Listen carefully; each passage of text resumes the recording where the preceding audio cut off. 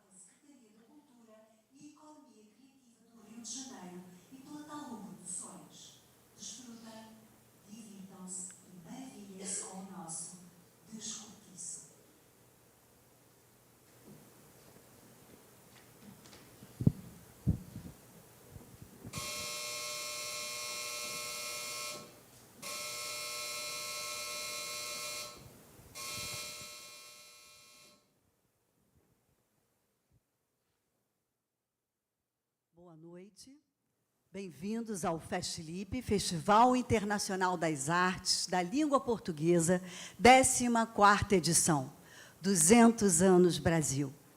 Hoje é um dia muito especial para o festival.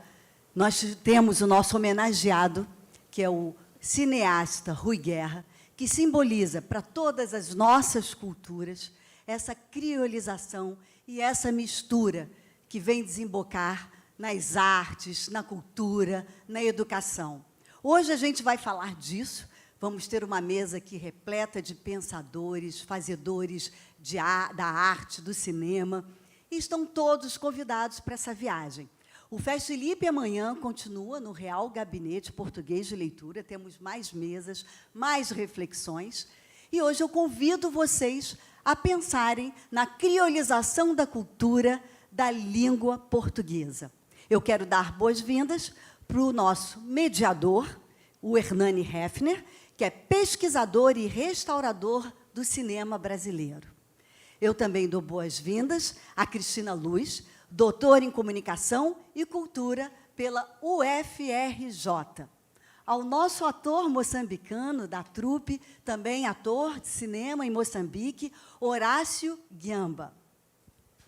Temos também aqui hoje com a gente, que ontem já deu uma palhinha aí de edição desse universo do audiovisual, o Daniel Garcia, que é montador de cinema e TV. E também temos a Luciana Mazotti, que é roteirista e também está já desenvolvendo um novo trabalho com o Rui, que a gente vai falar disso também mais adiante. Vamos entender melhor o que o Rui Guerra está preparando aí de novos trabalhos que estão por vir. E temos hoje, como homenageado, o Rui Guerra, que está aqui presente, e que vamos ter o prazer de ouvir e conhecer mais de perto, principalmente para as pessoas nos países de África e Portugal que estão assistindo ao vivo o festival. Vamos aproveitar hoje que o Rui está aqui para fazer a nossa homenagem, Rui, de uma forma simples, direta, que é fazer o pensar da sua obra. Essa homenagem estava adiada já há 6 anos, quando a Manuela Soeiro esteve aqui de Moçambique. Pensamos isso, eu, a Irene, da Escola de Cinema, a Maria Arlete, e com a pandemia a gente não pôde realizar isso, que esse ano nós estamos aqui, graças a Deus, realizando essa homenagem que é a cara das nossas culturas. Durante um tempo, antes do festival, Rui, durante um mês, algumas crianças trabalharam estudando a sua obra e fizeram uma apresentação no Teatro Imperator. Então, a gente vai passar um teaser pequeno, só para que você conheça e descubra um pouco. Primeiro, a gente vai passar o que eles fizeram de homenagem a você, para contar um pouquinho da sua vida e da sua trajetória. Olha que lindo que as crianças prepararam. Vamos ver aqui o vídeo, Rui. Rui Alexandre Guerra Coelho Pereira. É tanto sobrenome que ele deve ser uma pessoa importante. Realmente é. Rui Alexandre Guerra Coelho Pereira. É tanto sobrenome que ele deve ser uma pessoa importante. Realmente é. Rui Guerra, como ficou conhecido, é um dos grandes expoentes da cultura e da arte brasileira. Mas o que é expoente? Ah, já sei. Aquele númerozinho da matemática que multiplica um valor por ele próprio várias e várias vezes. Assim como na matemática, Rui multiplicou a si mesmo através da sua arte, se transformando numa grande personalidade. Cineasta, poeta, dramaturgo, professor. Professor? E será que ele é um professor bonzinho ou dá nota zero para todo mundo? Enfim, deixa pra lá, vamos seguir com nossa aula. Falando agora sobre geografia. Rui Guerra nasceu em um lugar conhecido como Lourenço Marques, chamado atualmente de Maputo, capital de Moçambique.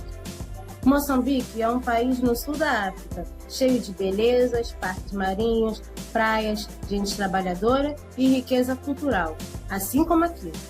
Rui veio para o Brasil em 1958. Eu nem era nascida, mas sei que, nessa época, a capital do Brasil ainda ficava no Rio de Janeiro. Desde que chegou, Rui Guerra foi produzindo sua arte e contribuindo decisivamente a favor de uma história de resistência, na luta por uma sociedade mais justa e solidária. Através de seus filmes, músicas e peças, combateu o terror de nossa história recente, a ditadura militar.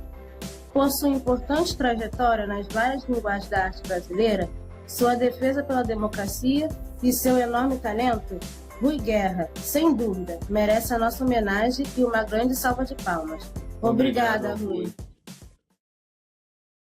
Singela, mas uma forma muito simples, como a gente faz aqui no festival, de te homenagear, de mostrar, de transmitir toda a sua obra. Eu agradeço ao Daniel por ter recebido o troféu e eu te entrego em mãos só agora, aqui, simbolicamente, com licença. Ainda tem troféu, ainda mereço um troféu. Depois da gente dançar, agora a gente... Muito obrigada.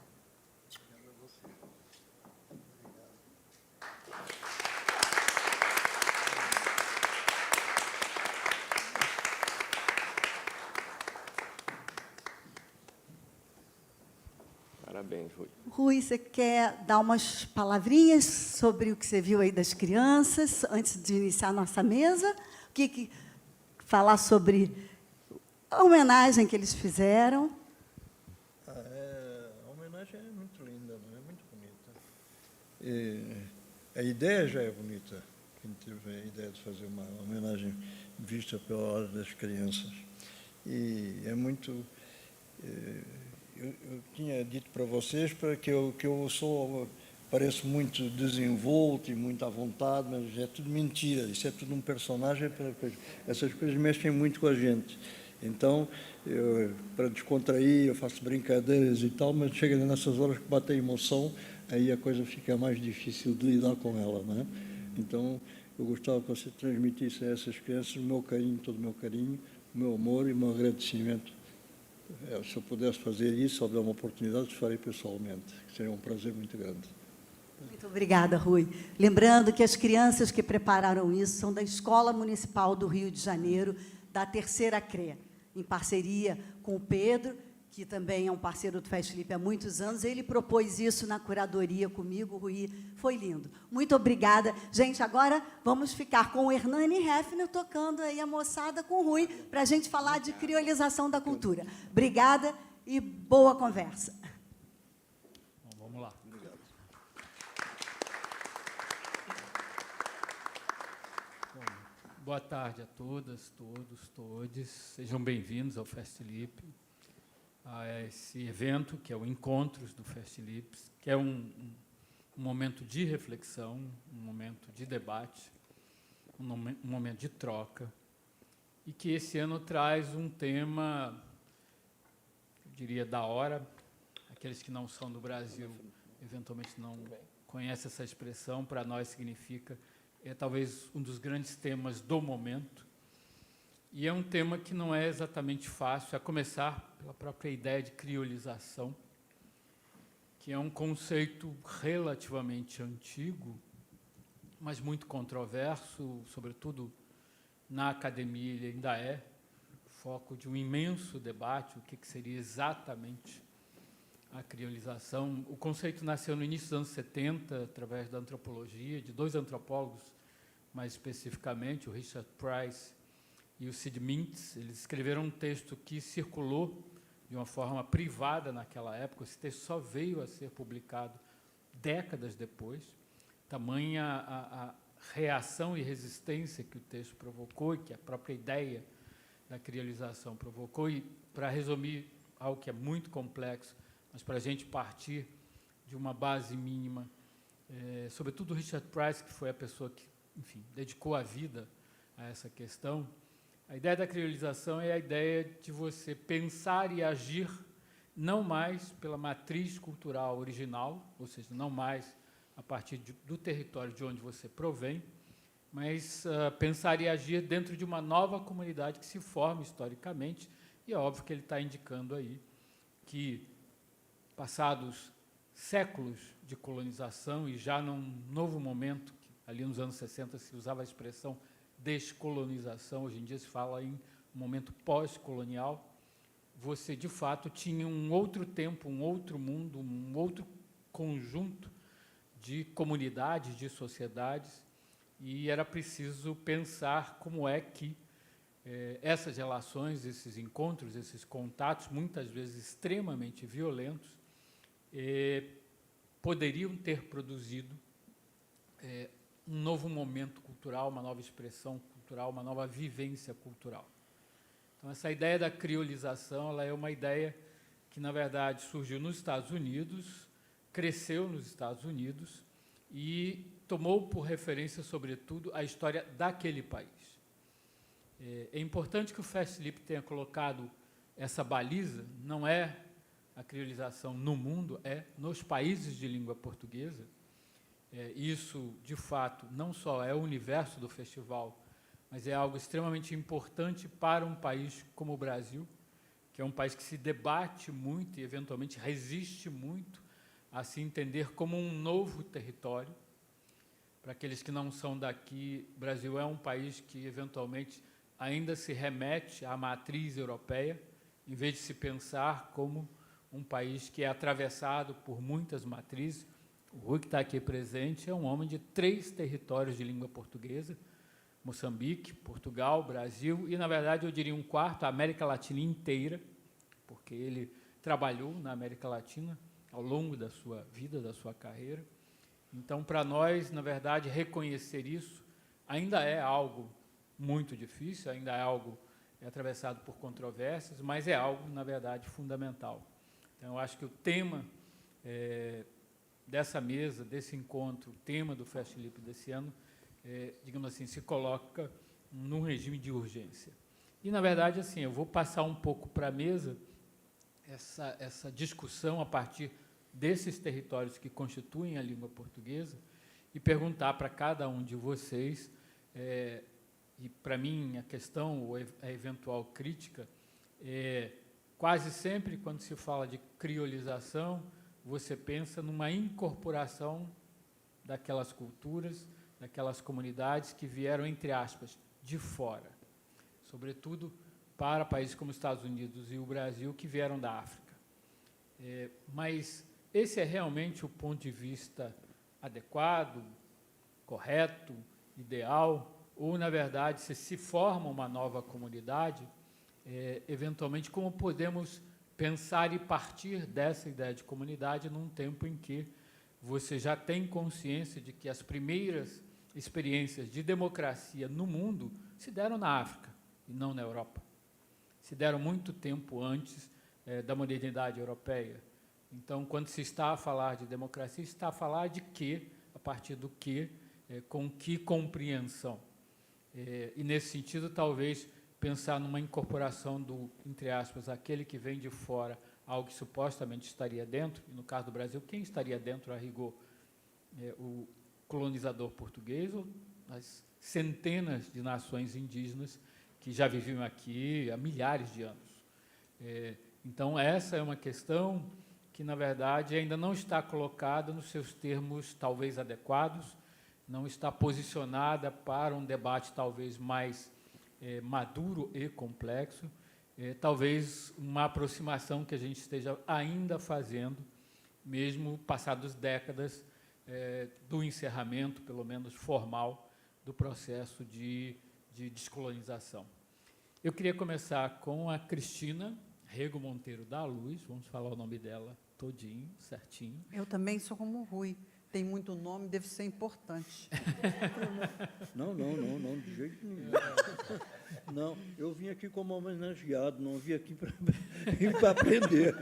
Eu estou brincando com o negócio do nome, o nome comprido. Do privilégio de ser homenageado, para ter o prazer de ouvir você. Eu não tenho um pensamento formado sobre a questão, tenho uma experiência de vida que mexe com isso, mas não tenho nada de uma forma consubstancializada, de maneira a chegar aqui e falar para a plateia com ordem de quem sabe muito sobre a questão. Não, eu vou falar de coisas eventualmente pessoais, mas em diálogo e não pretendendo de maneira nenhuma me criar como uma autoridade sobre o assunto. Por favor, esse lugar eu não vou ocupar. Ainda bem que não há autoridades aqui no palco. Mas Cristina, que é professora universitária, acho que tem um pouco esse ponto de vista, essa perspectiva, a reflexão acadêmica. Como é que você vê isso, Cristina? Bom, em primeiro lugar, muito grata pela apresentação, por me dar a palavra. Não sei se exatamente isso é um prêmio, começar, né, a trazer o assunto. É uma honra estar aqui, homenageando Rui Guerra. Obrigado. Uma pessoa importantíssima na história da cultura brasileira e do nosso cinema. E com os meus outros amigos aqui presentes, Horácio, que eu assisti anteontem no palco, então é um prazer estar aqui do seu lado também, um prazer conhecê-lo também. Bom, em primeiro lugar, eu ando encantada com um trabalho que vem sendo desenvolvido por um professor lá de Colômbia, que resolveu desenvolver um curso chamado Ignorância. E, nesse curso, ele chama os cientistas e pessoas de referência para falarem a respeito do que eles não sabem. Eu achei isso, assim, um insight, uma iluminação. Porque, hoje, com o que nós vemos acontecer na comunicação em função das plataformas digitais, ainda é algo inominável. A perda de referência de tempo, espaço e lugar na produção e no controle do processo produtivo da informação mexeu, sacudiu. E eu acho que o terceiro pilar da comunicação, que eu acho sempre que existem 3 pilares importantíssimos. A deontologia do jornalismo. Para que existe jornalismo? É para contar para os outros o que o outro não viu e não estava lá e precisa saber. Quando que isso vai deixar de existir na humanidade? O segundo, a estrutura de distribuição dessa informação vista e contada. O terceiro pilar, eu vejo, é o ser humano. É o jornalista. É aquele que está lá fazendo esse processo. E o que ruiu dessas 3 pernas foi o modelo de distribuição. E ruiu de uma maneira tão aguda que as pessoas, eu acho, que estão no lugar de manutenção dessas estruturas, fingem que nada aconteceu para ganhar tempo, para ver o que fazem, porque, na realidade, ainda não houve substituição. E, para o público, eu penso que é um lugar de muita insegurança e incerteza, tanto que estruturas muito sabidas apareceram para aproveitar isso, né, com as fake news. E nós não temos mais aquelas referências objetivas, paradigmáticas, de fonte da informação com credibilidade, seja credibilidade adequada ou não. Então, para mim, hoje, é muito mais importante a pergunta do que as respostas. E a gente também tende a considerar que nós teremos melhor resposta à medida que nós temos uma melhor pergunta. Então, a missão é complicada. E eu penso que, dentro dessa questão de paradigmas e escolhas de ângulos, eu me pergunto se o tema trazido para o debate, a criolização, é mais um paradigma referencial de uma proposta de resposta, ou se é verdadeiramente alguma coisa que significa um caminho aberto. O que poderia ser? Porque reduzir a discussão acadêmica de não é a fala do colonizador adaptada. Não, é uma coisa nova, é uma coisa que parte dessa cultura, que cria uma terceira coisa. Mas eu acho que hoje a gente vive um mundo que não pode mais se basear em coisas. Eu penso que, quando nós falamos, nós temos essa dádiva, inspirar e expirar. Todos inspiramos e expiramos. E a palavra e a língua, ela sai na expiração. É algo que vem de dentro para fora. Como nós processamos tudo isso é uma coisa tão complexa em termos de sentimentos, cultura, escolhas. A língua é, evidentemente, uma bandeira fincada. Ela é uma referência. Mas eu prefiro deixar no ar essa pergunta. É de questões que falam a respeito de qual o percentual dessa língua que me pertence ao outro, ou é algo novo, ou nós estamos olhando para os lugares errados, para o sentimento. Quem está olhando para o sentimento? Quem está olhando para o que nós temos em comum e que não é mensurável, vendido e comercializável? Então, eu penso que a comunicação, essa área que está em todas, porque sem ela nenhuma existe, não por acaso não tem um trono tão reconhecido e defendido como, com todo o respeito que eu tenho à tecnologia, à biologia, aos estudos específicos das exatas,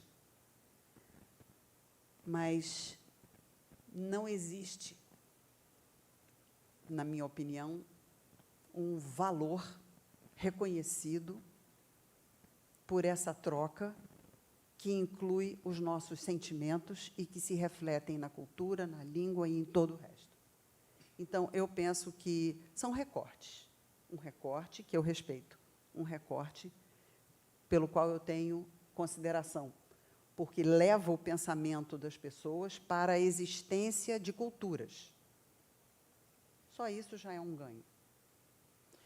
Mas não sei se olhar para isso é o essencial. Então, eu trago assim um chute da bola no campo e passo a palavra para alguém que já está fazendo careta aqui do meu lado.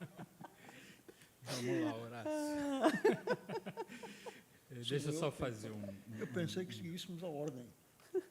Vamos seguir a ordem, vamos seguir a ordem. Vou fazer uma pequena provocação. Isso que Cristina coloca é muito significativo. Um dos cineastas mais importantes da virada do século XX para o XXI, que era o iraniano Abbas Kiarostami, muitas vezes ele foi questionado nesse sentido, porque ele vinha de um pequeno país, de uma cultura que não é exatamente acessível, embora milenária, etc.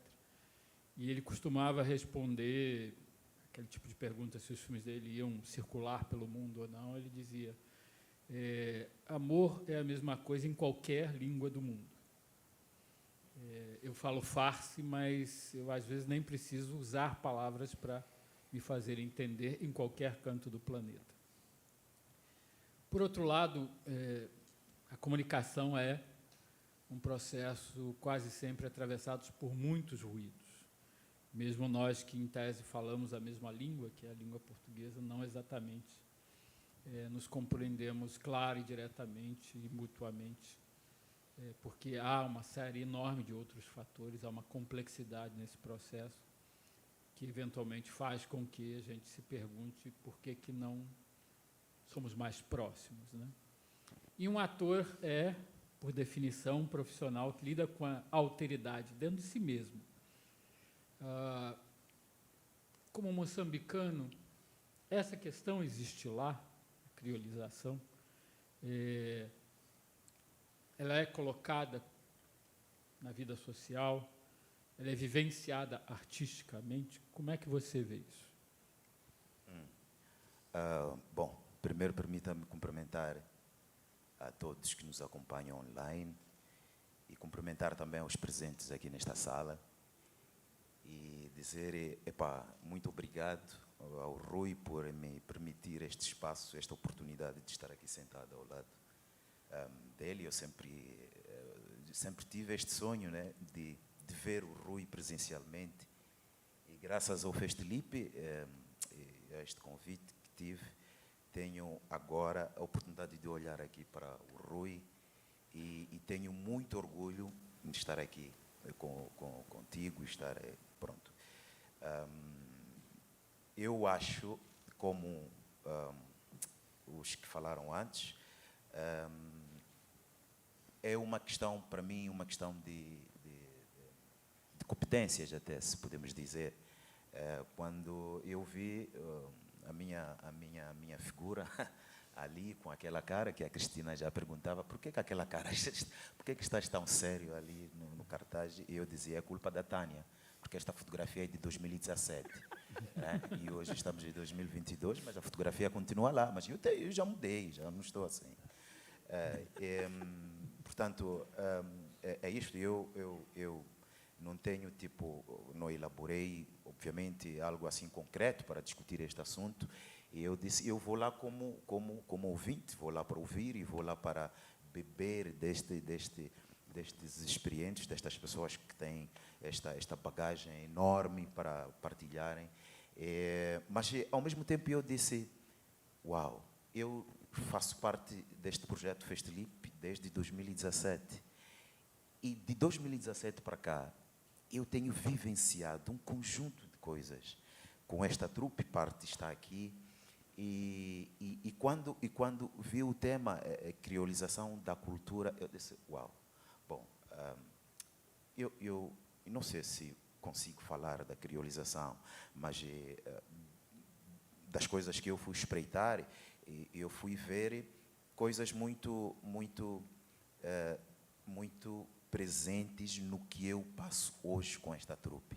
Hoje, digo sempre que tive a oportunidade de estar com esta grande família do Festilipe. Eu vou contar um pouco a minha experiência. Isto é mesmo por causa da criolização, mas criolização da cultura, e olhando para esta partilha de língua, partilha da música, partilha das artes, partilha desta convivência social que cada um de nós traz aqui para a ribalta. E em 2017, quando fui convidado para integrar este projeto, eu não fazia ideia, só para vocês perceberem, eu não fazia ideia do que é que vinha cá encontrar, a diversidade, a riqueza que está neste Festlip e nestes 9 países. E eu vim sempre com esta influência do português brasileiro, porque nós, em Moçambique e em alguns outros países dos meus irmãos aqui, é que nós somos muito influenciados pela cultura brasileira, desde as novelas, programas de entretenimento, e eu guardei na minha cabeça que vou para o Brasil, vou para o Brasil e vou encontrar 9 países que falam a língua portuguesa. Como é que vai ser isto? Como é que eu me vou enquadrar? E como é que vai ser esta sonoridade? Como é que esta fonética vai soar para mim? E devo confessar que foi qualquer coisa de grandioso quando eu cheguei e conheci presencialmente estes 9 países, estas nove figuras ilustres do Festlip, e quando cada um deles ia falando, e eu trago esta memória sonora até hoje, que eu visualizo estas coisas que são discutidas hoje um pouco sobre esta criolização. Ontem, uma coisa muito fresquinha, é que eu e meus colegas que estão aqui, discutíamos uma coisa que foi trazida para este processo criativo, para este caminho que nós atravessamos para este produto final, que é o Descortiço. E nós íamos discutindo um pouco esta coisa de segregação,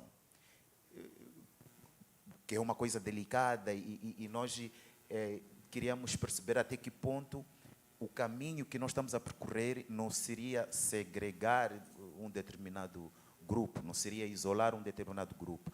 Mas ainda bem que nós trouxemos isto, ainda bem que nós discutimos, porque, como foi dito, em Moçambique nós não discutimos muito não temos muito esta conversa sobre o racismo. Razões existem claramente, mas o fato é que nós não discutimos como é discutido aqui, foi dito isto inicialmente. Então, estar aqui e poder ouvir é sem dúvidas alguma coisa que me deixa numa posição de... eu não queria usar o termo consumidor, porque não é isto, mas é numa posição até sensível para ouvir, sensível para tentar construir, vamos lá dizer, um gráfico de como é que esta coisa funciona, como é que esta criolização, e se olharmos para a criolização como estes 2 grupos, um dominador e outro dominado, como é que esta coisa funciona? As línguas, esta coisa da comunidade que foi aqui trazida, que é a comunidade depois que se junta, e depois é esta comunidade que tenta encontrar uma estrutura para criar uma língua, não sei o termo é esse, criar, mas para encontrar uma língua que faça funcionar, porque é a coisa das etnias. Eu falava muito bem o Hernani, que é gente que vem de diferentes cantos de fora, entre aspas, e estas pessoas encontram-se. Como é que este caminho é percorrido até chegarmos a esta língua já estruturada, uma língua plena, uma língua que nós podemos chamar crioulo, o crioulo, olhando para os 9 países. Portanto, Rui. Você não vai falar nada? Não é? A bola já foi passada, mas posso fazer um comentário. Eu diria que a gente está sempre na posição de aprendiz, não de consumidor. Acho que a ideia de sempre aprender é uma ideia que eu acho bonita. Tá? E isso que você coloca, assim, é importante, porque das formas de se aproximar dessa discussão pode ser pela segregação, e a segregação, na verdade, ela é sempre uma barreira, né? E existem muitas barreiras para você construir, de fato, um processo de criolização, de construção de uma comunidade mais ampla, mais acolhedora, tá? Acolhedora, inclusive, numa dimensão internacional, continental, etc. E Rui, Você é uma pessoa que atravessou vários continentes, vários universos culturais, tem uma trajetória, inclusive, inicial de vida muito ligada a seu país de origem, que é Moçambique, que era uma então colônia. Como é que você percebe esse esforço, essa luta de fato, construir, vamos chamar de uma nova comunidade, alguma coisa que deixe para trás todo o horror desse passado colonial? Como é que você vê isso? Bem, primeiro, eu fiquei muito feliz com a introdução que foi feita pela Cristina, não que reportando a tua apresentação de todos nós e do propósito deste encontro, mas porque me senti convidado para falar do que eu não sei. Eu adoro falar do que eu não sei. Acho isso maravilhoso. Falar do que não se sabe.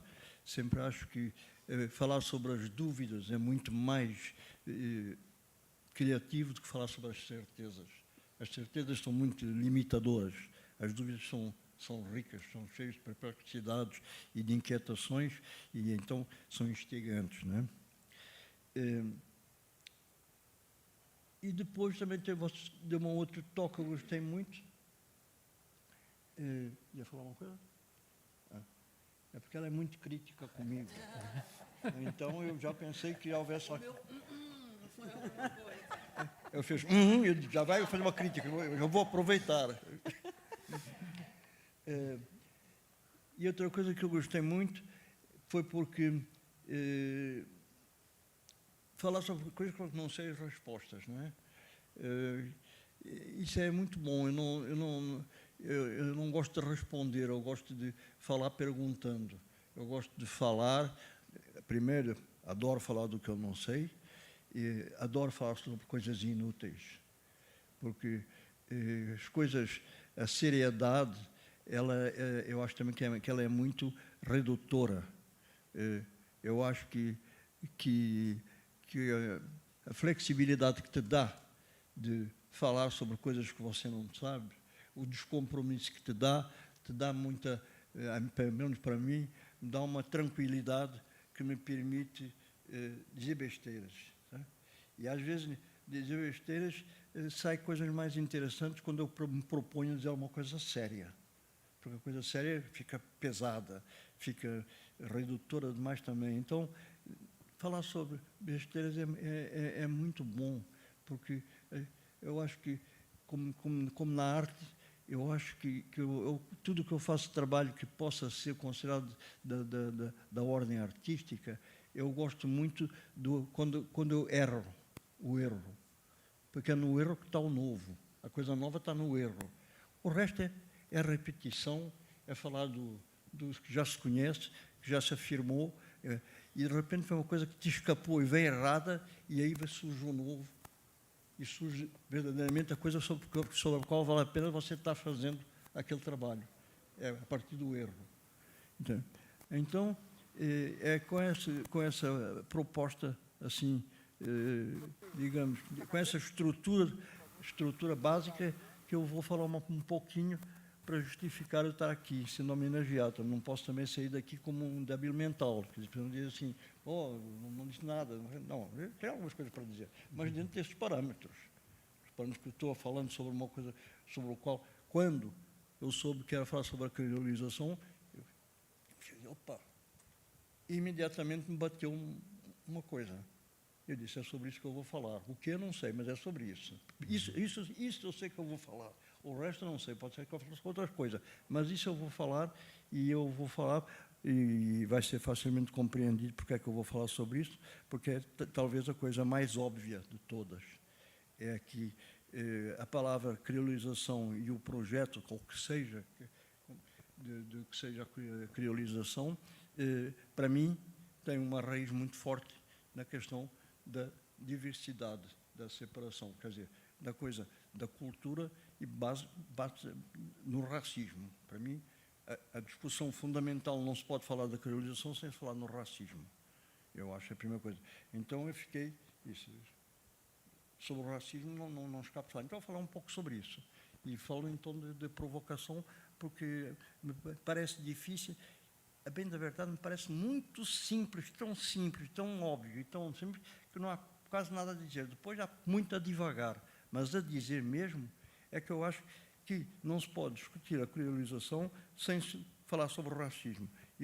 E para considerar isso, o que é que a gente tem? A gente tem, quando digo a gente, não estou comprometendo ninguém, estou comprometendo a mim mesmo. Eu acho que tem que ser o racismo, porque você não pode desconsiderar um fato essencial, é que a palavra crioulo já vem carregado de racismo. Está absolutamente ancorado no conceito da separação racial, e quando você fala racismo, você é obrigado a falar em poder.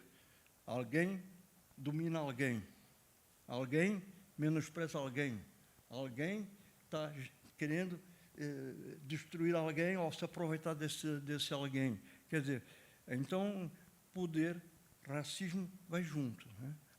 Então, a palavra vem isso. E quando se vem para um projeto cultural, quando se põe a criolização num sentido de um salto qualitativo para uma coisa favorável, já sai com esse peso. Quer dizer, primeira coisa, você tem que destruir o conceito de racismo para poder falar no que possa ser uma criolização, porque não me está me interessando a mim me falar sobre a repressão. Eu não quero falar sobre a repressão. Sobre a repressão não preciso falar. A gente já a vive, acabamos de expulsar um daí, espero eu, mas a sociedade repressora está muito vigente.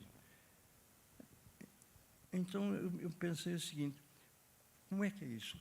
O que é criolização?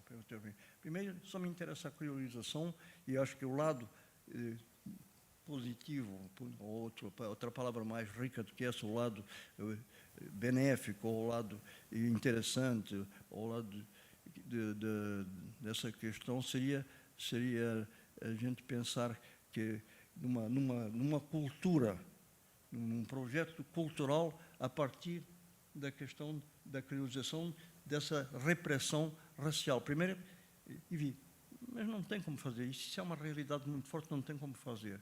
Eu acho que nós temos que partir de que o racismo está carregado nessa palavra. Então, para tratar disso, nós temos que limitar o conceito de criolização.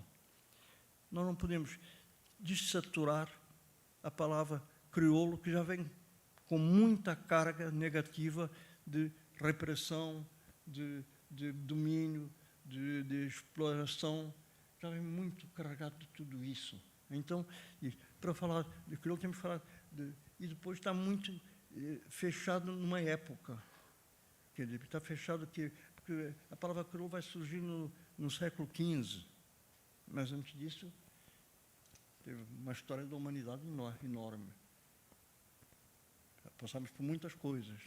E mais, por que é que a gente se vai pegar o termo criolização que foi proposto, eu diria, de uma forma, eu gosto às vezes de ser mauzinho, sabe, ser mauzinho, aquela criança má, que eu acho que foi feito, essa proposta parece assim uma brincadeira de maldade. Vocês vão fazer uma cultura criolização e pô, mas criolização é negativo demais para mim.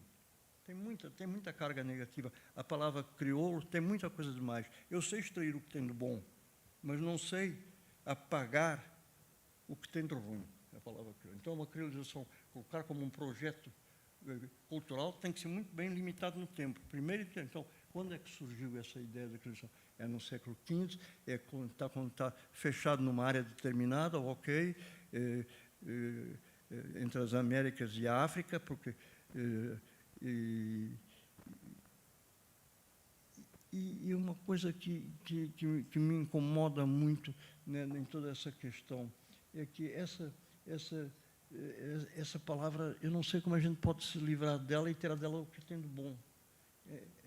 Eu tenho muita dificuldade em tirar uma coisa boa. Eu gosto da palavra e gosto do lado bom que eu vejo, mas eu não sei, eu tenho Eu não posso chamar para você, você é crioulo, e ao mesmo tempo a palavra criolização ser uma coisa bonita. Para mim, há um antagonismo muito grande dentro disso. Então, digo, por quê? Porque caiu no plano racial, não quero um plano racial. Então, digo, só aceito a palavra criolização a partir do século XV. Antes disso, não está. Porque a palavra raça já está desmentido, conceitualmente, que raças não existem. Então, como é que eu vou me basear sobre uma raça se a raça não existe? Se todos nós, resultados em qualquer momento da nossa espécie, fomos crioulos, no sentido de que fomos misturas que foram feitas, sanguíneas. Todos nós, a criolização na sua totalidade começa com a história da humanidade, começa com um membro da espécie, o primeiro, e que, segundo os cientistas, é uma teoria científica, uma hipótese, mas que tem o seu peso, que só não houveram várias fontes da espécie humana, porque foi um acaso tão grande que quase não sobreviveu a espécie humana na sua origem, que não foram várias genes que depois vão se misturar entre si. Foi uma que foi saindo. Todos nós saímos da mesma matriz. Então somos todos misturas de tudo.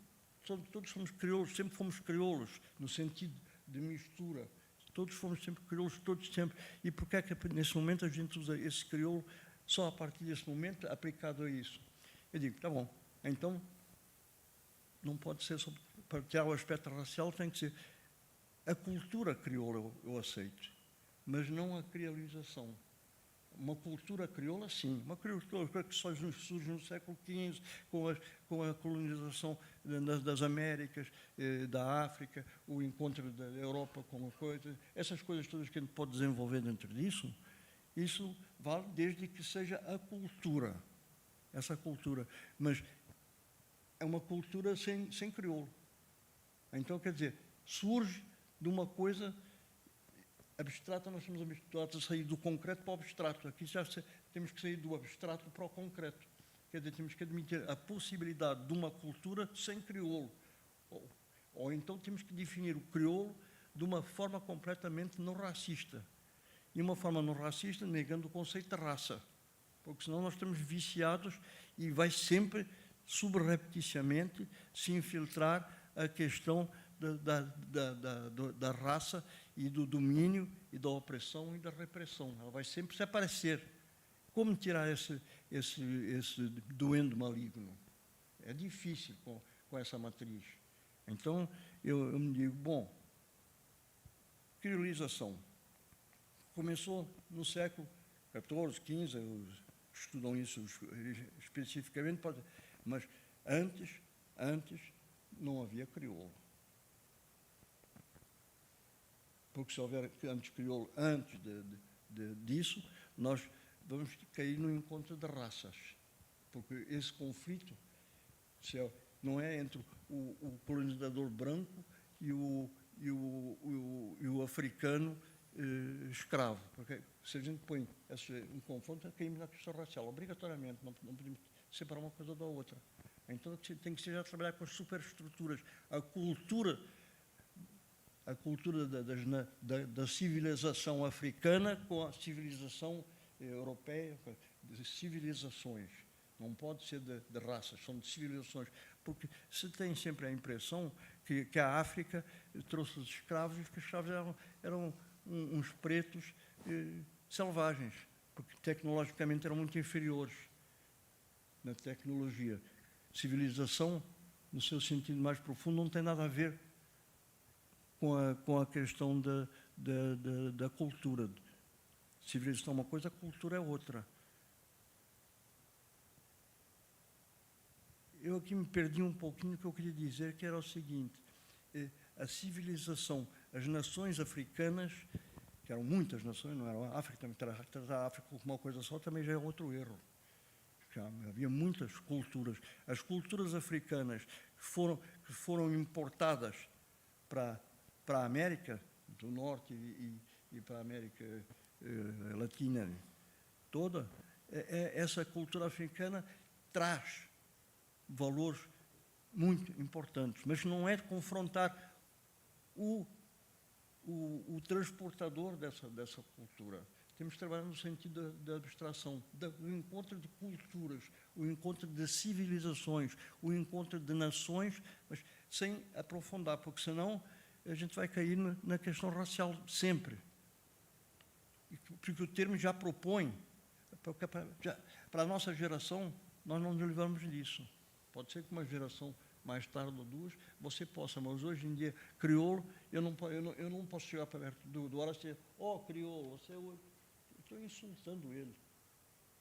Eu não estou querendo insultar, então se não posso dizer, ele é um grande formador da criolização. Eu não vou sentir à vontade com o conceito da palavra criolização. Compreendo, acho a palavra bonita, e é muito curioso, a evolução da palavra, pelo que eu sei, começou no Brasil, começou quando um português chegava aqui no Brasil, ficava no Brasil, tinha um filho, o filho nascido no Brasil de pai e mãe portugueses e brancos, já era crioulo, já era chamado de crioulo, mas isso se perdeu. Crioulo era o nascido no Brasil, é que era crioulo. E também acho que nos outros, eu não estudei essa matéria, porque não é a minha área, mas já era crioulo, já era considerado crioulo. Quer dizer, esses conceitos são muito confusos. A questão da nacionalidade, a questão da nação, a questão da raiz étnica, é tudo muito confuso. É muito difícil de você tirar um paradigma límpido e perfeito sobre o que pode ser a criolização. Eu acho que, para fechar, porque eu estou falando demais,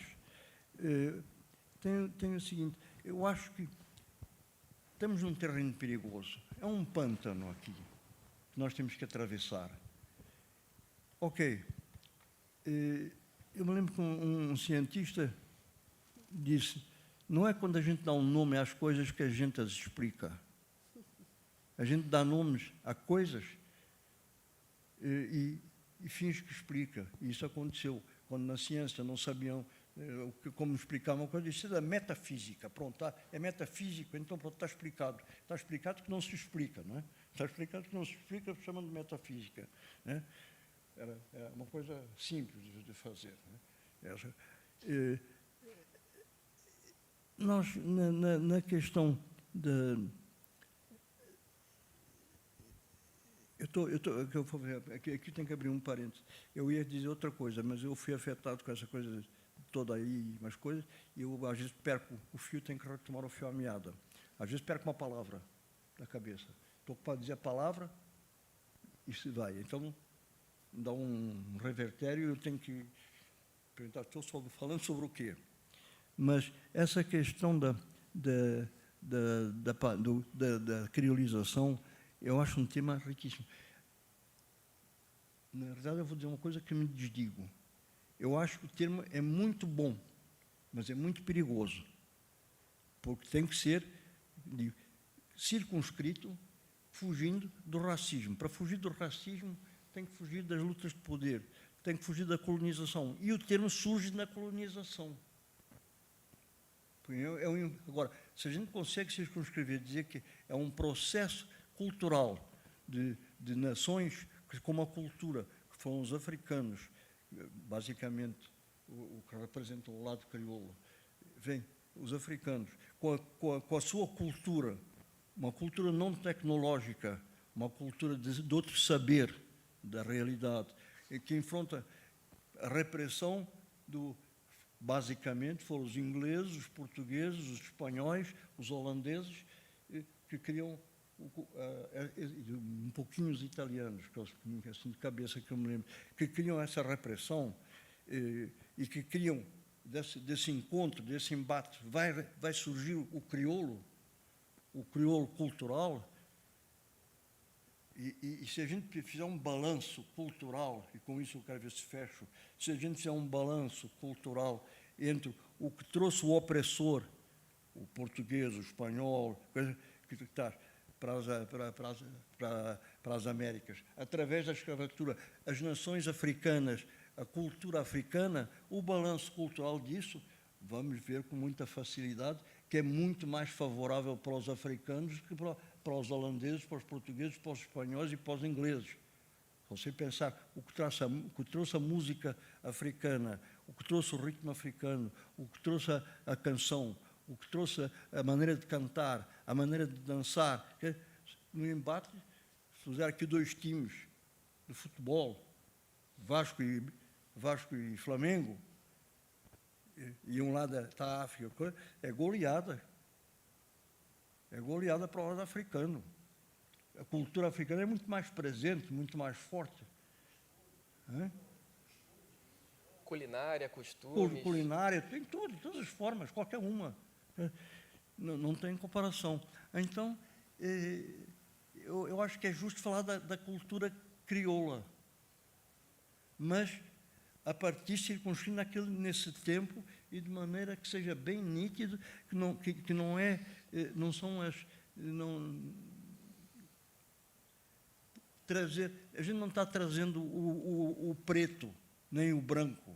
A gente está trazendo o resultado de seres humanos que trabalharam a relação com a vida e com a história como seres humanos.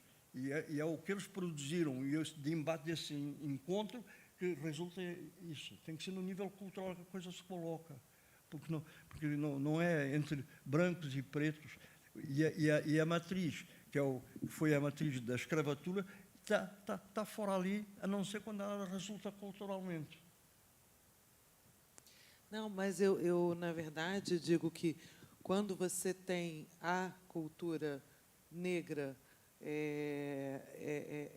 no meio, né, permeando toda essa cultura branca que foi imposta, você tem vida, né? Porque aí você tem uma língua viva, é diferente da língua de Portugal, que não é uma língua viva como a nossa língua aqui no Brasil pela influência tanto africana e indígena também, né? Só que os indígenas, infelizmente, foram dizimados, ficaram minoria. Mas em outros países também, todos os países que você tem os pretos, você tem a língua sempre viva, muito mais viva do que a língua que está cercada pela Europa só, né? Eu vou pedir eu acho que esse é um debate paralelo, porque as línguas também se misturam, também são vivas, mas se cruzando. É a mestiçagem, a minha língua que enrola, a mestiçagem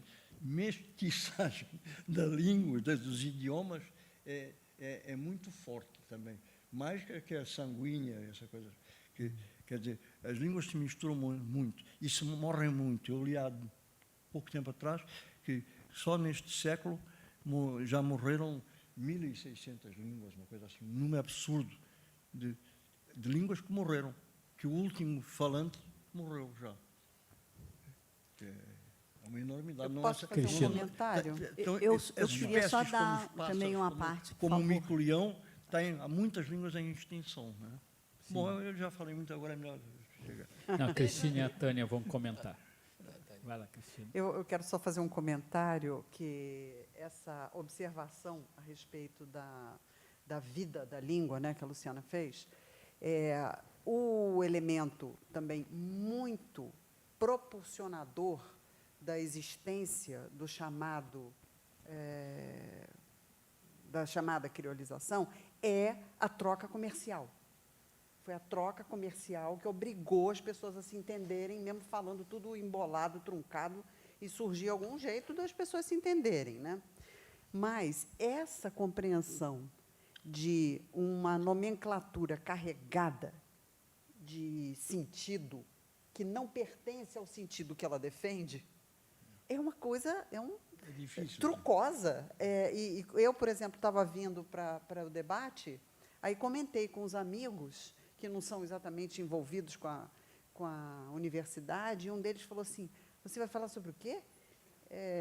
Eu falei, não, o tema é criolização.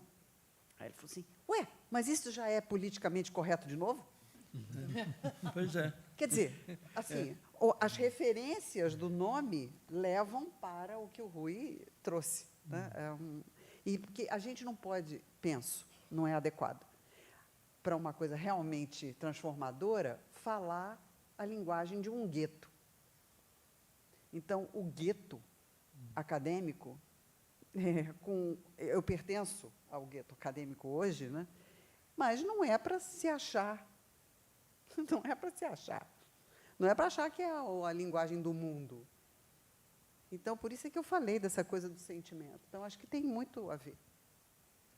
Eu só queria falar uma coisinha também rápida antes da Tânia, só um minutinho. É porque no Brasil a gente usa muito mais a palavra miscigenação, né, do que criolização. Sim. E a gente sempre foi acostumado, a gente aprendeu que a nossa miscigenação é uma coisa positiva para a gente. Então, é um valor brasileiro, né? A gente escapou um pouco dessa palavra criolização. Realmente, não é uma palavra usada normalmente, e como aconteceu com seus amigos, as pessoas estranham a utilização da palavra, pelo menos aqui no Brasil, nesse nosso contexto. Eu não sei, Horácio, se... É isso que eu vou fazer imaginava uma que parte você... exatamente sobre isso. Estou aqui assim, me deliciando, porque ouvir a visão que o tema provocou em cada um, de uma forma acadêmica, e o meu olhar é um olhar artístico e de curadoria, de vivência, de uma pessoa, né, que já viajou esses 9 países, 8, só a Guiné Equatorial, que é mais recente dentro do quadro, eu não conheço presencialmente, e dei oficinas de teatro e de artes em todos esses países. Peço até que os meus colegas me corrijam, mas a palavra crioulo, nesses países que fazem parte do Festilipe, não tem essa conotação. A língua que eles falam nos países é o crioulo. Quando a gente provocou na criolização, é a mistura das línguas, e a Luciana aí já deu, né, assim, um ar que hoje é o que se fala, né, o ex-ministro da Cultura de Cabo Verde, quando ele defende criolização e falar da coisa crioula, é da mistura, e não necessariamente no conceito da palavra carregada do preconceito em si. A gente estava exatamente conversando sobre isso. Tem palavras que, para nós, não tem peso nesses países e para a gente nesse convívio. E trazer essa provocação para o Brasil, onde é um país que esse tipo de coisa incomoda, é muito interessante. Para alguns, em Cabo Verde, se fala crioulo. A minha língua é crioula, é a criolização, é a mistura da língua, ao ponto de alguns países de língua portuguesa querer, como língua oficial, o crioulo.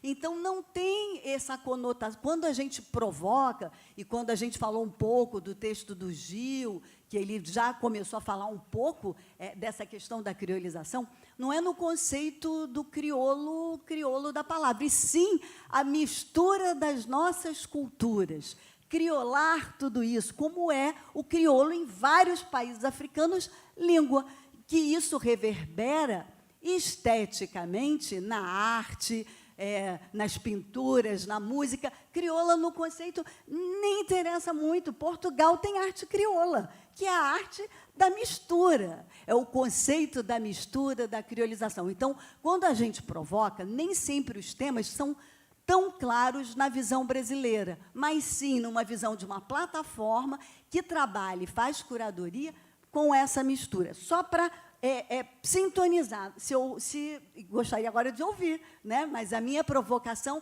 é nesse sentido de uma vivência que existe, né, no festival. Só me deu vontade de fazer um comentário que acho que não vai dar para a gente importar para todos os países de língua portuguesa o não racismo que a gente conhece no Brasil, né? Cada um vai encontrar o seu caminho, as suas palavras. Eu acho que é por aí, né? Eu acho que o debate está caminhando muito bem, porque ele está complexificando um tema. Diga, Rui, vai lá. Diga. Porque, visto assim, me dá, às vezes, me dá assim um cheiro de impressão que basta corrigir a palavra. Não é corrigir a palavra, entende? É o conceito que tem que ser revisitado. Não é só a palavra. Senão vamos dizer, vamos combinar aqui entre nós que a palavra crioula é maravilhosa, é boa, que não tem racismo, mas não adianta, que isso não a coisa viva não se exporta assim, nem se combina em pequeno grupo. Não adianta dizer que fulano, fulano, fulano. Se a gente quer fazer uma coisa que é para uma comunicação fora do teu contexto específico, tem que ser uma coisa nova para poder ser aceita. Senão vem eivado de cargas da sua historicidade própria. A palavra vem carregada de sentidos, entende? Hoje em dia, a gente enfrenta um problema, eu vejo muita coisa que é considerada racista, e eu não considero, entende? Eu considero coisas um pouco eufemismos. Por exemplo, tenho um amigo meu que foi processado, acho que ainda foi processado, porque ele um dia isso foi há uns 10 anos atrás, 15 anos atrás, chegou, ia chamar um amigo numa casa, e saiu do cara e fez assim, não sei o que, neguinho, não sei o que, e saiu uma moça, uma senhora do carro, que era preta, bem vestido, depois se revelou como sendo procurador da Justiça, que achou que ele tinha chamado ela de neguinha. Fez um processo por antirracismo. Ele disse, não tinha entendido. Primeiro disse, não falei para ela, estava falando lá para o primeiro andar, para uma coisa, né? E negou a coisa. Neguinha, e neguinho para mim não tinha nenhuma conotação negativa, era uma coisa afetiva. Para aquela senhora negra, pelo visto, tinha uma coisa muito ofensiva. Ele foi condenado, ele não aceitou, fez a revisão, pediu uma revisão do processo, levou como testemunhas, entre várias pessoas, a Zezé Mota, atriz conhecida, que defende a causa da negritude e tal, que foi depor a favor dele, mesmo assim foi condenado. A sanção, a pena lá que tinha, uma multa qualquer. Aí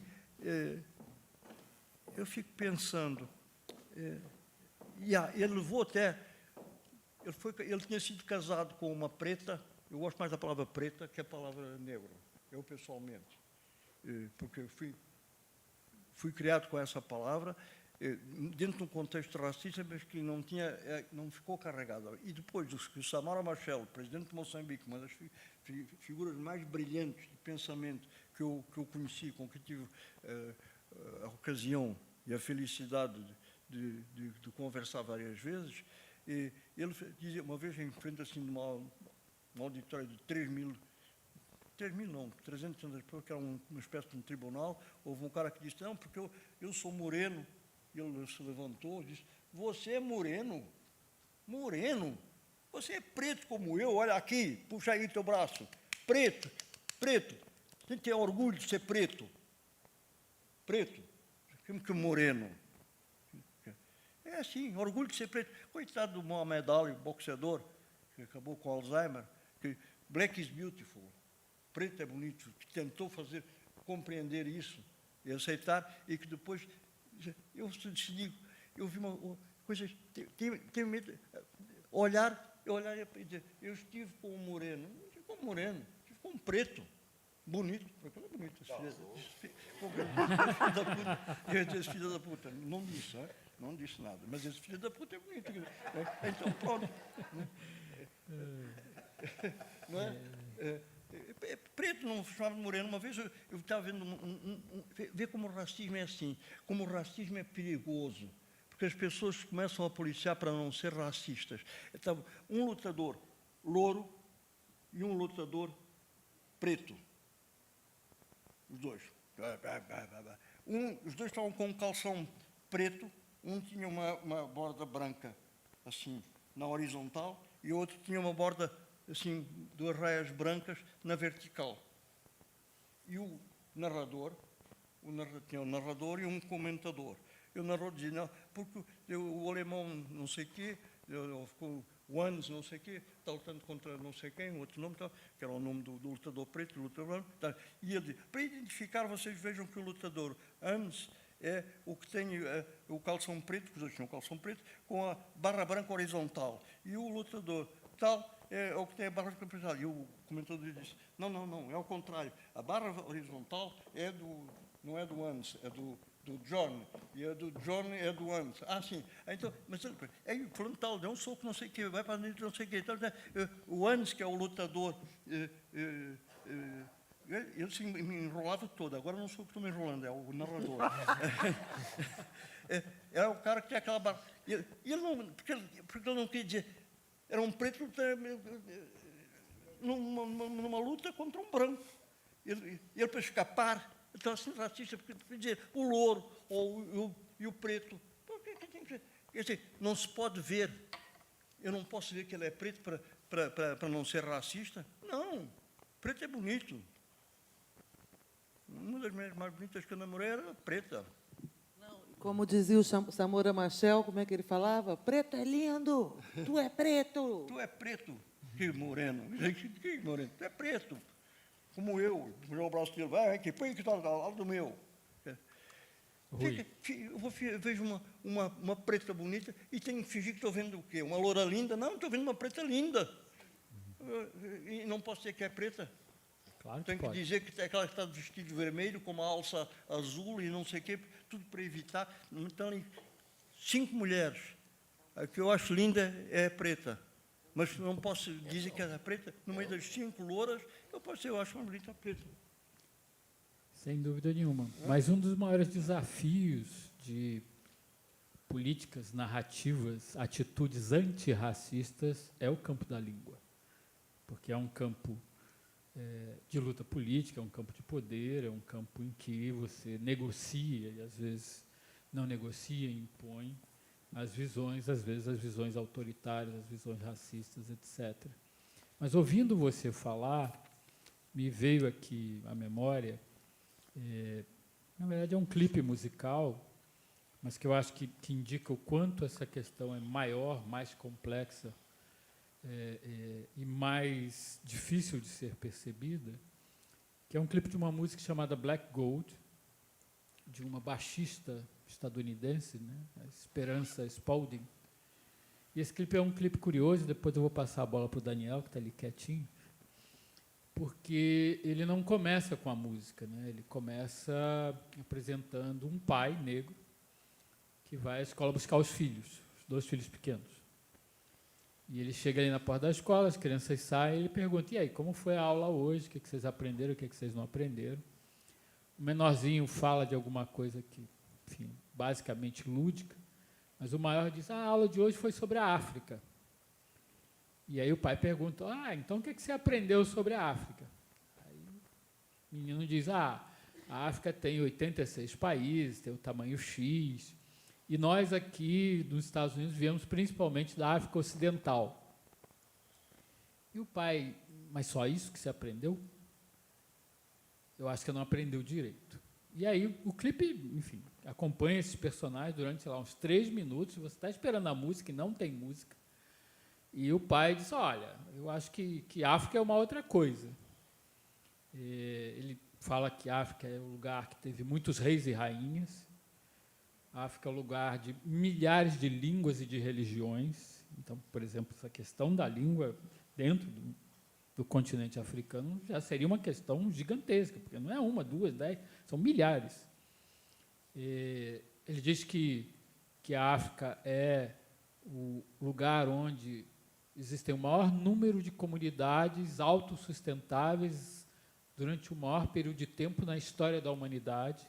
E isso, para mim, é muito importante, porque muda a discussão. Muda os termos da discussão.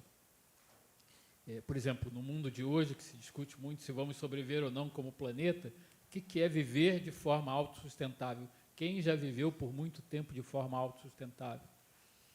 E aí ele chega em casa e diz, bom, eu acho que eu vou pegar os meus livros sobre a África e a gente vai conversar de noite. E aí começa a música, um pouco alternando entre ele ali preparando o jantar para os filhos e, enfim, a baixista e sua cantora se apresentando. E a música ela fala de um orgulho de ser negro, mas de um orgulho de ser negro a partir de um novo lugar, de um novo entendimento do que é ser negro a essa altura da história e, no fundo, fazendo uma, eu diria pregação, porque nos Estados Unidos a música negra tem essa dimensão, nessa dimensão que você colocou. A gente precisa buscar um entendimento novo, porque senão a gente vai patinar sobre uma discussão que não só está muito antiga, mas que não chega a lugar nenhum, até porque, eventualmente, os termos não têm sustentação concreta. E, Daniel, você como montador é aquele cara que decide se vai para a esquerda ou se vai para a direita. Não é? O que é, na verdade, ser montador no mundo contemporâneo, levando-se em conta que você, por exemplo, num país como o Brasil, que também não tem uma língua só, não tem uma cultura só, não tem uma visão só, o que significa você, na verdade, ir de encontro a essa dimensão, essa perspectiva, ou perspectivas, e eventualmente, negociar isso como artista?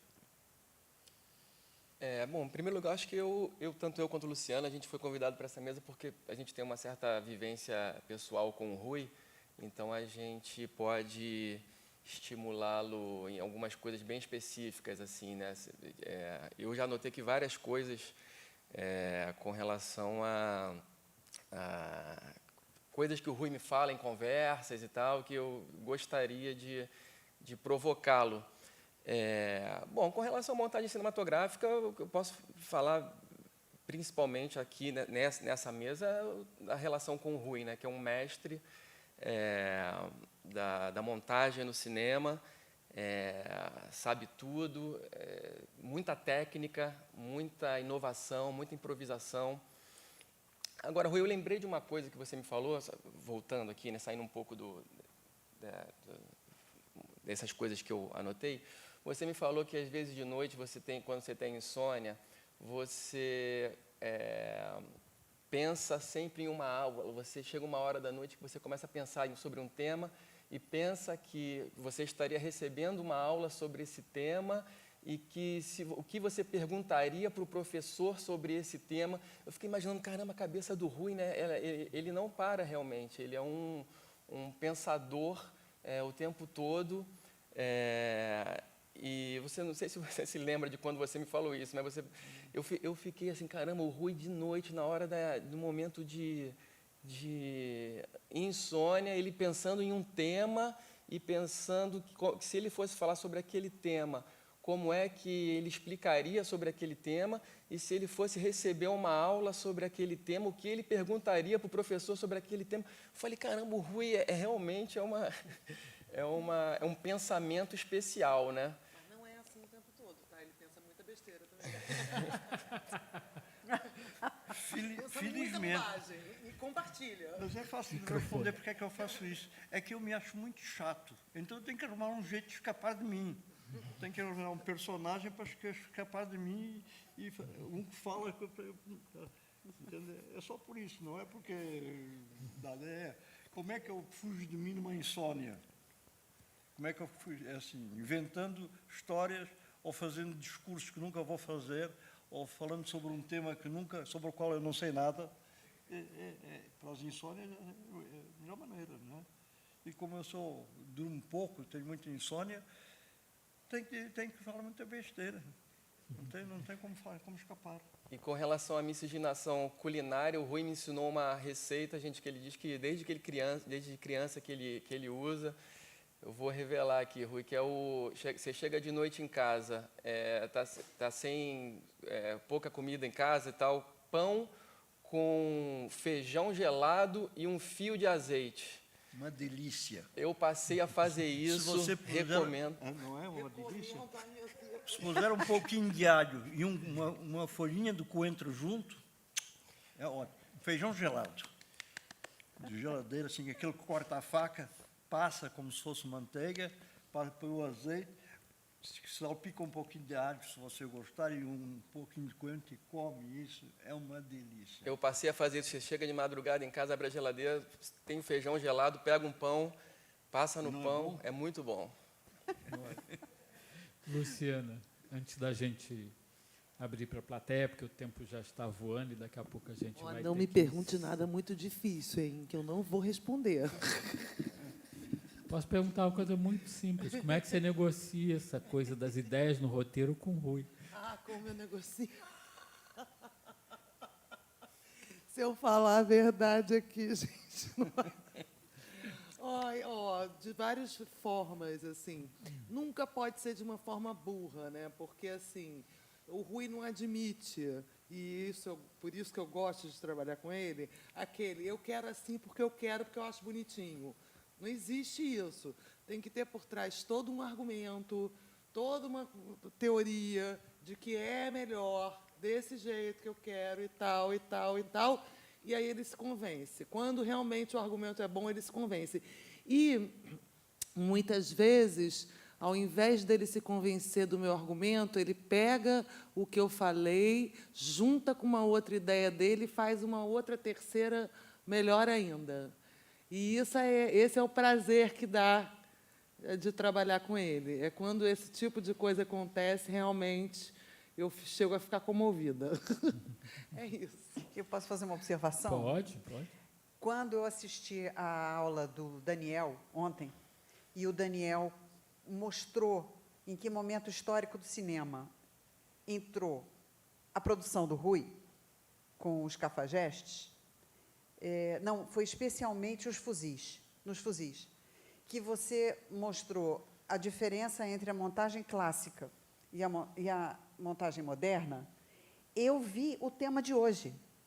Assim, o Rui olha para uma coisa que está toda esquematizada, toda cheia de paradigma, e muda tudo. E, de acordo com o que aparece, ele cria a linguagem, que foi o que a Luciana falou agora. Então, isso é o resultado do que chamam criolização. E eu achei assim muito legal. Agora, esse negócio da nomenclatura é um caso à parte. Bom, vamos abrir para a plateia. A gente tem um microfone ali. Quem gostaria de fazer uma pergunta para qualquer um dos membros da mesa, para todos? Vamos lá. Boa tarde. Boa tarde. Sou o William, faço parte dessa trupe aí, sou de Guiné-Bissau. É um prazer ter um Guerra aí na mesa. Realmente, falando de criolização e tal, o Horácio sabe muito bem, nós, africanos, temos um hábito, criamos palavras novas. Se eu quero vender alguma coisa, eu vou dizer, eu quero business, que vem do business. Eu vou brigar, aquele gajo está a fightar com outro. Alguém está a brigar. Então, acho que o conceito, realmente, a mim, eu que sou formado em ciências sociais também, eu tenho vou dizer, os dilemas de lidar com conceitos como negro, eu já digo isso, até meu filho está aqui, eu digo sempre, não existe cor negra, então esquece. A cor é preta, ponto final. Eu já diz, literalmente dizer, saia daqui, seu merda, né? Desculpa lá. Mas, tipo, vendo, olhando, ter um olhar cultural, acho que podemos permitir dizer, em Guiné falamos crioulo. E nasceu realmente na tentativa, Guiné e Cabo Verde, falamos bem parecidos, nasceu na tentativa de falar com o português, usando as línguas nativas, como Balanta, Pepelo, Fula, Mandinga, Manjaco, Biafada, etc., e traz essa nova língua que falamos até hoje. Eu queria extrair das vossas falas como é que podemos enriquecer mais, além do Festlip que já existe. Eu vejo uma grande dificuldade. Em Guiné, principalmente, temos o Flora Gomes, que é um grande cineasta. Infelizmente, o meu país não possui estúdios, ou um estúdio sequer, não possui espaços para se usar como oficinas de criação, como um espaço para dar mais ferramentas de conhecimento para os nossos conterrâneos e, quem sabe, para os futuros. E de outra coisa, todos falaram, realmente, tem palavras que não nos incomodam. Eu, por exemplo, demoro a estressar à toa. Eu não fico a policiar ninguém se vai ser racista ou não. Eu gosto de brincar que já passei por várias academias de luta. Se alguém for muito racista comigo, eu o coloco no TI. Mas, brincadeira à parte, obrigado. Como podemos ampliar o intercâmbio com Guiné-Bissau? Só queria fazer uma pergunta. Você é da Guiné-Bissau, não é? Você conheceu o Mário de Andrade? Sim. O que é feito dele? Ele já morreu, não é? Não? É uma figura brilhante da Guiné-Bissau. Eu era muito amigo dele em Paris e nos encontrávamos muito, mas depois a gente se separou e nunca mais soube nada dele. Então, eu queria aproveitar essa oportunidade, mas porque, infelizmente, você também não sabe nada dele. Né? Eu faço tempo que não tenho assim aqueles contactos vivos, mas o Flora Gomes ainda está, que é um grande cineasta. Acho que ele trabalhou, o último trabalho bom foi com Danny Glover. Eu cá, felizmente, trabalhei este ano com Luciano Vidigal, no filme dele chamado Casa Branca. E gostaria que o Brasil, porque hoje, quando se fala de indústria, já vou para o cinema, né? O Rui, o pai do cinema aqui para nós. O Daniel ontem nos deu umas dicas boas. O cinema, nós sabemos que Senegal teve uma percussão muito forte, Guiné-Conakry também, nos anos 70, 60, 50, por aí. A Guiné-Bissau está parado. É um país que não respira cultura. Até para eu chamar meus colegas conterrâneos virem aqui é difícil, porque não se respira cultura. Quando se fala de indústrias, acredito que o Brasil é o pai. O Brasil tem condições. Quando eu estive na Globo, eu fiquei assim, até aqui, nesse teatro, eu olhei assim, tem luzes, tudo controle, botão aqui, aperta aqui, acende aqui. Isso não tem, tipo, desculpa dizer, é um pesadelo ainda. Deixa eu tentar dar algumas informações. Como é seu nome? Desculpa. William. Olha, a única aproximação maior que eu me lembro existia quando existe um órgão, uma agência no Brasil dedicada ao cinema e ao audiovisual, chama-se Agência Nacional de Cinema, Ancine.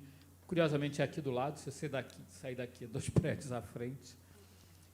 E ela é o instrumento do governo brasileiro para, entre outras ações, aproximar o país de outros países do mundo afora e, particularmente, no momento que a agência foi criada, em 2001, e durante os primeiros anos, havia uma política interna de aproximação aos países de língua portuguesa. Inclusive porque o Brasil contribuía financeiramente para um fundo internacional dedicado, em parte, a esses países para estimular a produção, formação, etc. Até onde eu sei, isso hoje em dia está suspenso, está parado, mas isso já existiu. Alguns filmes foram feitos dentro desse contexto. Eu lembro um particularmente, não em Guiné, mas em Cabo Verde, que se chama Do Outro Lado do Atlântico. É um filme de um ex-técnico de som, Márcio Câmara, e quando ele estava filmando lá, ele deu várias oficinas em Cabo Verde. E havia, inclusive, um processo de reciprocidade. Vieram jovens de Cabo Verde para estudar em vários lugares do Brasil, Fortaleza, Recife, Rio de Janeiro, estudar audiovisual, com vistas a ampliar essa formação, mas esse processo se interrompeu. Esses jovens, inclusive, não concluíram essa formação aqui. Mas, a rigor, o governo de Guiné-Bissau, ou mesmo, enfim, um conjunto de entidades da sociedade organizada pode e deve entrar em contato com o novo governo brasileiro, que assume agora, em janeiro, com o órgão que dialoga diretamente com a Ancine em termos de política, que é a Secretaria do Audiovisual, e com a própria Ancine, no sentido de retomar, por exemplo, essas ações, de transformar essas ações em instrumentos concretos. Qual é o principal instrumento? É um acordo de coprodução entre o Brasil e um outro país. O Brasil, hoje em dia, se não me engano, já tem acordos com quase 50 países, e uma forma de iniciar esse processo é estimular que os dois governos encaminhem esse documento formal e, a partir dele, você tenha a possibilidade de ter recursos financeiros, mas também de levar pessoas como, por exemplo, o Rui, a Luciana, o Daniel, para Guiné-Bissau e ter esse intercâmbio direto entre os interessados de lá e os artistas do Brasil, que eles têm muito a oferecer, mas também muito a aprender com a realidade de Guiné-Bissau, porque tem pontos em comum. E eu acho que isso tudo é fruto de um esforço político. Se há o desejo tem que ser transformado em uma ação concreta. A partir daí, as coisas efetivamente começam a acontecer, não sem demora, não sem obstáculos, não sem luta, porque nada vem fácil, mas eu acho que já ocorreu anteriormente entre o Brasil e outros países, muitos países da África, inclusive o Rui, quando Moçambique se tornou independente, o Rui voltou para lá, fez um projeto extraordinário lá, fez filmes lá, demonstrando que isso é possível concretamente. E eu acho que tudo é a vontade de chegar ali, bater na porta. Eu faço muito isso, eu trabalho numa área muito mais complicada que fazer filmes, que é preservar filmes. Sem bater na porta, a gente não consegue nada. Vai lá, bate na porta, assim. Existe aqui na Ancine um setor de relações internacionais, existe quem é o responsável, como é que está essa questão com, por exemplo, um país como Guiné-Bissau? É preciso acionar a embaixada de Guiné-Bissau no Brasil, então vamos acionar o embaixador, por aí vai. Porque esse é um processo que leva anos, mas que tem que começar em algum momento. Sim. Diga, Horácio. Posso aqui? Bom, eu queria, antes que estas coisas desapareçam aqui da minha cabeça, eu queria comentar um bocadinho aqui, partilhar algumas coisas que já vivi, já passei destas andanças um pouco. E a Tânia falava um pouco deste olhar artístico, e eu estava a cruzar este olhar artístico da Tânia e o que o Rui estava aqui a dizer, ou seja, o fato de nós, e isto para mim é novidade aqui neste debate, só para vocês perceberem a riqueza que é estar aqui, é olhar para esta palavra criolização ou crioulo sem olhar para o lado pesado que ela carrega, né? Portanto, eu sempre, para mim, crioulo era uma palavra tranquila, portanto, não tinha conotação nenhuma. Mas como eu estava a dizer antes, que quando falamos desta criolização e que eu olhava para a coisa da cultura, que o Rui disse, em vez de dizermos criolização, este cruzamento de culturas.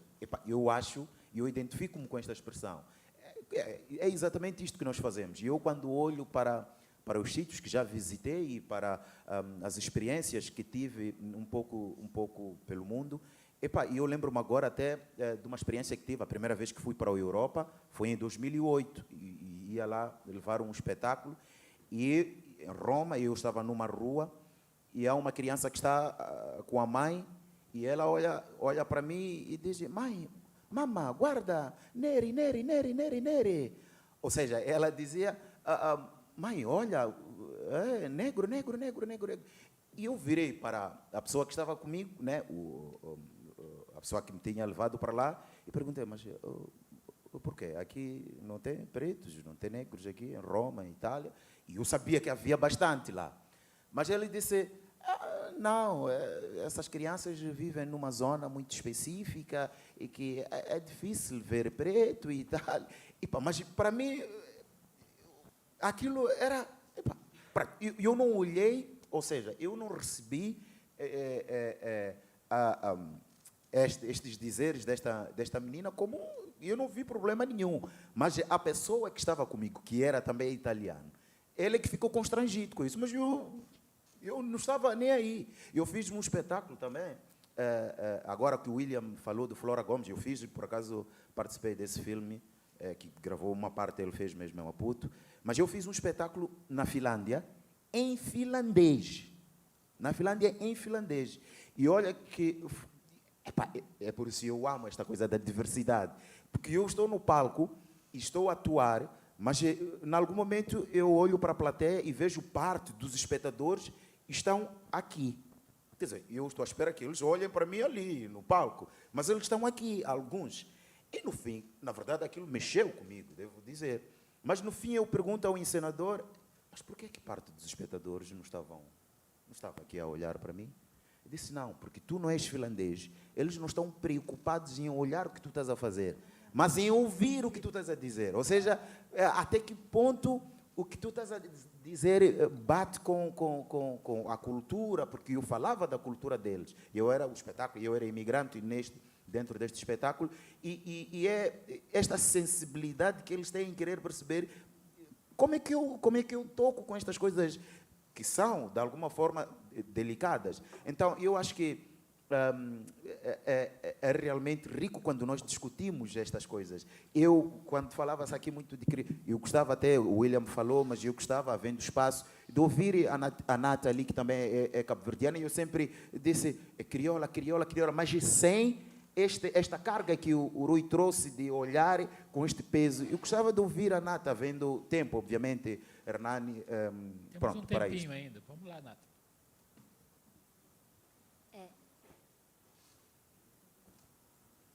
Depois voltamos para a última pergunta ali. Para eu falar crioulo?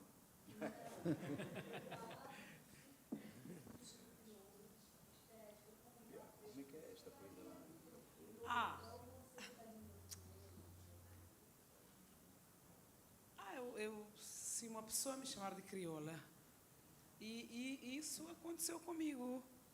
Até falei com o meu colega Ilson, que está aí nos guiar. Uma pessoa me chamar de preta.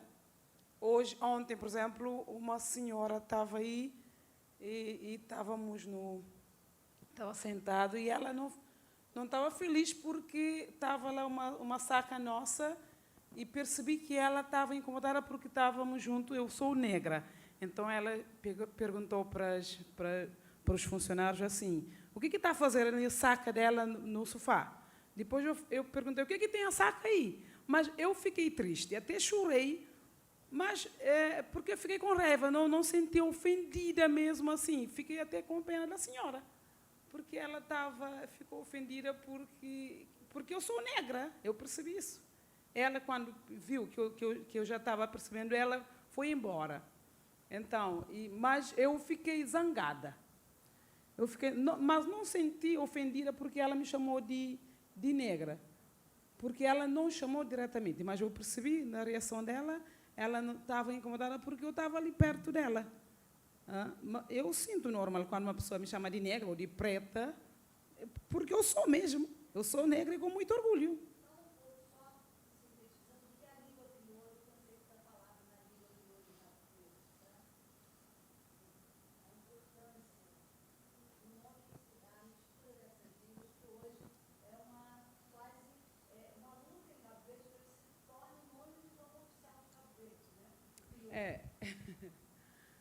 Língua crioula em Cabo Verde. Nós aprendemos, por exemplo, aprendemos crioulo logo à nascença, em casa. É a nossa língua materna. E começamos a aprender crioulo na escola. Quando fomos para a escola, começamos crioulo. É por isso que nem sempre falamos muito bem... aliás, começamos português na escola. Então, nem sempre falamos muito bem português, porque a nossa língua materna que começamos é a crioula. E nós somos... Eu praticamente sou muito feliz porque falo crioulo, é a minha língua materna é crioula, e sinto-me muito bem com isso. Okay, vamos a uma última pergunta ali, porque o tempo já está esgotado. Bem, na verdade, eu gostaria de ouvir de vocês. Falamos da língua portuguesa, falamos da cultura, todos falamos português e eu acho que essa riqueza, eu sou angolana, eu acho que essa riqueza que eu encontro aqui no FESTLIP, nós somos 9 países que falamos português, mas em determinados momentos eu sinto que não nos percebemos. Eu sinto que existem palavras que aqui pode, que aqui não pode, que aqui pesa, que aqui dói, que aqui não dói, que aqui é feliz. Aconteceu comigo isso porque chegou um momento que eu comecei a ficar confusa. O que é que eu posso falar? O que é que eu... E eu em Angola nunca tive essa sensação. É que quando chego aqui, depois fica, não, mas isso pode falar isso? Não, não pode falar. Então, mas é só um português. Então, o que é que... Gostaria de saber de vocês qual será, sei lá, a direção. A ideia é termos, todos nós falantes, irmos para um caminho numa perspectiva única de um português, é percebermos nos vários portugueses, porque há o que machuca aqui, mas não machuca ali, há o crioulo que para a África é uma coisa... É crioulo, é língua, é vida. Quando nós em Angola, quando falamos de Cabo Verde, falamos do crioulo, nós dançamos as músicas em crioulo, mas depois chega num outro contexto que também é português, que já não... Então, existe o português, que é a língua mãe, mas depois ficamos com essas da palavra. O que é que vocês, assim, acham que vai ser esse caminho? Essa união, encontramos palavras que são bem vistas pelos 9, porque eu fico meio que perdida nessa questão. Qual é o futuro para a comunidade o que de língua para portuguesa? vocês dentro do... Ai, gente, eu tendo sempre a achar que tudo que é uniforme é pobre. Essa uniformização que você busca, não, mas que você fica na dúvida se é válido ou não, eu acho impossível de acontecer. Desculpa cortar. Na realidade, eu queria tentar de vocês, daquilo que é as vossas fontes de conhecimento de cada um de vocês, aquilo que vão buscar, o que é que vocês acham ali que seria, né, o mais viável para isso? Não estou aqui a determinar que seria uma uniformização, mas o que é que vocês acham?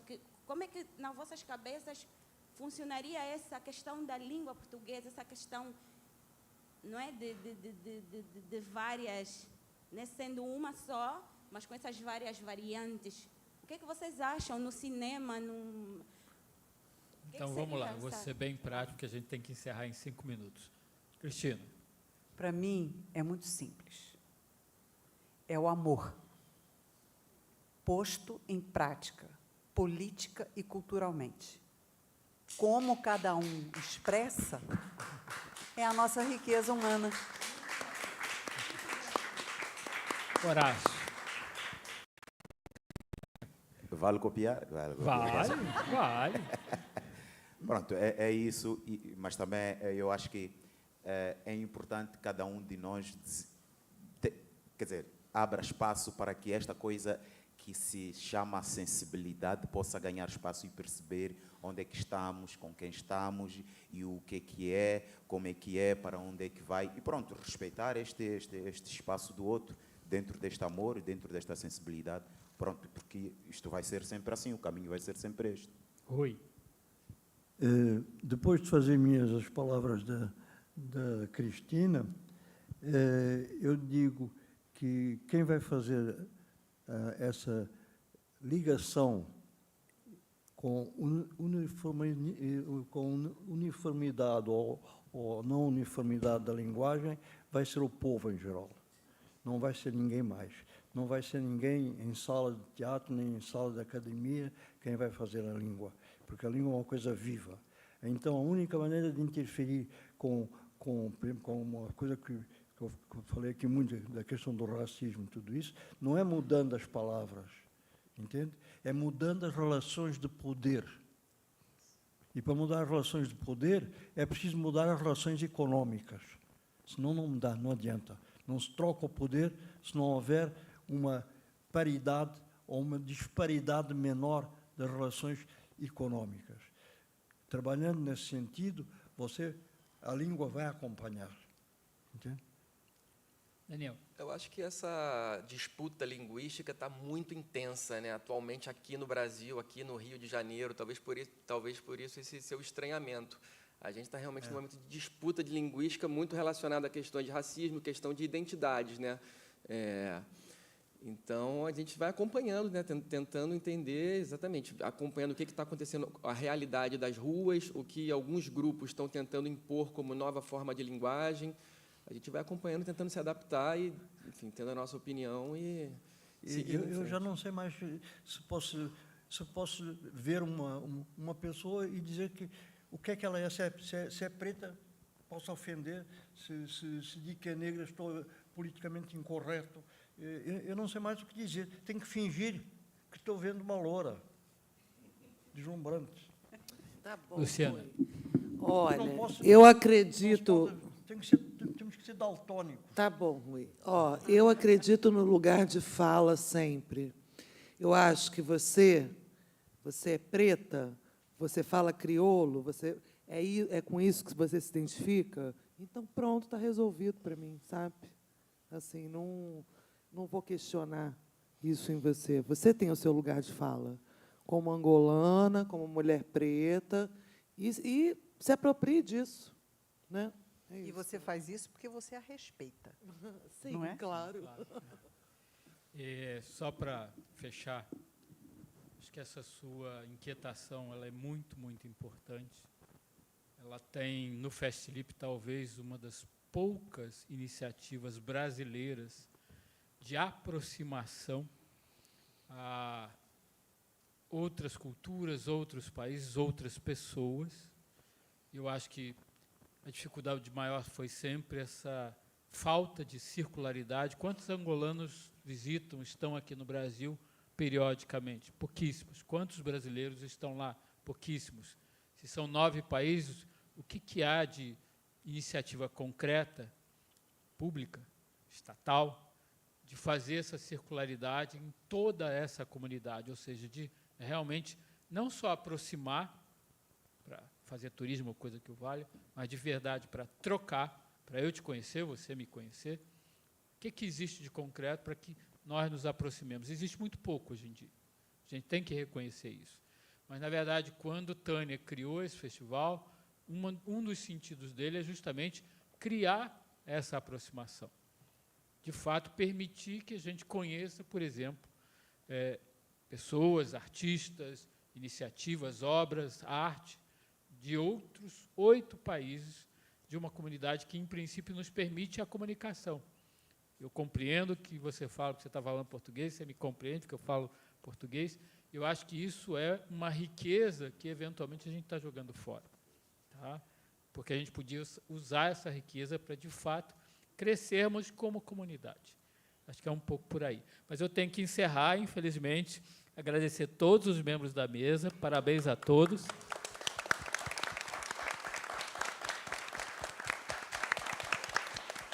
Agradecer ao Festlip essa oportunidade e convidar todos vocês para o espetáculo que vai se seguir. Boa noite, obrigado. Boa noite, quero agradecer ao Rui, Hernani, muito obrigada pela condução, a todos os participantes, muito obrigada. E dizer, Rui, a gente, ano passado, teve um tema no festival que foi Território Festlip. Eu sei que a gente está no Brasil, mas o Festlip é itinerante, a gente acontece aqui e em mais 8 países nesse esforço de oficina. Já fizemos o Festlip em Portugal, já fizemos várias iniciativas em vários países ao longo desses anos. Então, nós temos aqui, nesse território Fest Felipe, você como nosso símbolo, o conceito de crioula, de mistura. Então, muito obrigada e receba essa homenagem com todo o carinho desse território Fest Felipe, onde falamos a mesma língua em 9 países. Muito obrigada por essa honra. Boa noite a todos. E descortiço agora à noite. Muito obrigada.